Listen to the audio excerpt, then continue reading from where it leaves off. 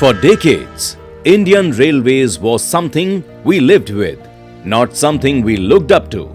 It ran, it carried people, and it somehow worked, but nobody really thought of it as modern or futuristic.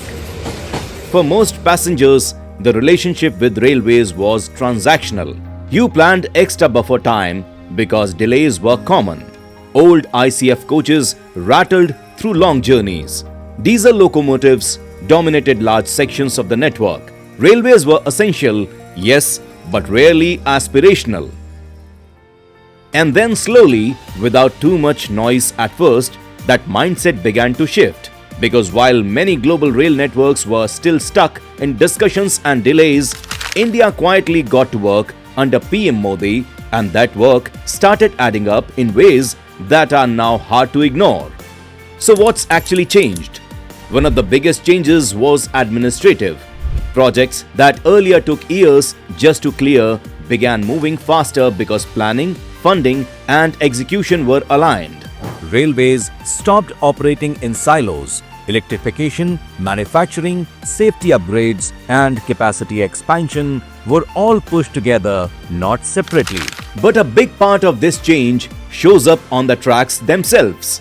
Before 2014, electrification progressed unevenly. Large freight corridors and busy passenger routes still depended heavily on diesel, which meant higher operating costs, slower acceleration, and vulnerability to fuel price fluctuations. Between 2019 and 2025, over 33,000 route kilometers were electrified, which means Indian Railways was converting more than 15 route kilometers every single day, not as a one-time push, but as a sustained national effort. This pace matters because electrification is not just about putting up overhead wires. It involves power infrastructure, substations, signaling coordination, and traffic management, all while trains continue running. Maintaining this speed consistently across multiple years reflects execution capacity, not just ambition. Today, with 99.2% of the broad gauge network electrified across 25 states and UTs, India stands second globally in rail electrification, ahead of countries that once set the benchmark.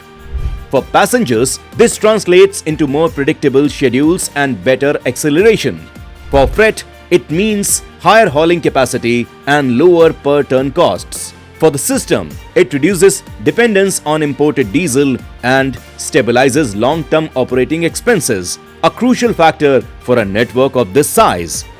The push wasn't framed as an environmental effort alone. It came from a very practical need to cut diesel use and make the rail network more predictable and efficient over the long run. Coach production and component manufacturing were expanded deliberately. Instead of relying on limited annual output, railways invested in modernizing factories, standardizing designs, and improving supply chains so production could scale without compromising safety norms. At the same time, Atmanirbhar Bharat began showing up in places people don't always see. Over 42,600 LHB coaches have been manufactured since 2014. In 2025 alone, India produced 4,224 coaches. These are safer, smoother coaches made in India for Indian passengers day after day. For passengers, this shows up in quieter journeys, better braking, improved suspension, and increased confidence at higher speeds, especially on long-distance routes where older coach designs were a limiting factor. And then comes the future taking shape, a record 2.5 lakh crore rupees rail budget. New general coaches, hydrogen-powered trains tested at ICF Chennai, fresh multi-tracking projects adding 574 kilometers of capacity, and new factories like Kazipet preparing for what's next. Multi-tracking projects are critical because congestion, not speed alone, causes delays on high-density routes.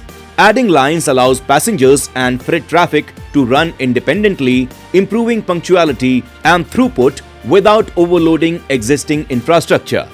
Hydrogen-powered trains are still at a testing stage, but their introduction signals early preparation for non-fossil alternatives on non-electrified or remote routes, a forward-looking move rather than an immediate rollout claim. What makes this moment different? It's the intent. The intent lies in consistency. Budget increased, but so did execution capacity. Projects were not announced once and forgotten. They were followed through year after year, even when results were gradual.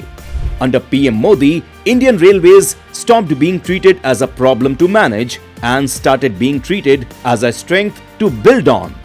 As this work continues in 2026, the next phase becomes visible. New Vande Bharat sleeper train sets are set to enter service, bringing modern, high-speed overnight travel with improved ride quality, advanced safety systems, and speeds of up to 180 km per hour. The last decade focused on fixing fundamentals and expanding capacity. The phase ahead builds on that foundation, pushing forwards higher speeds, better comfort, and more reliable long-distance travel.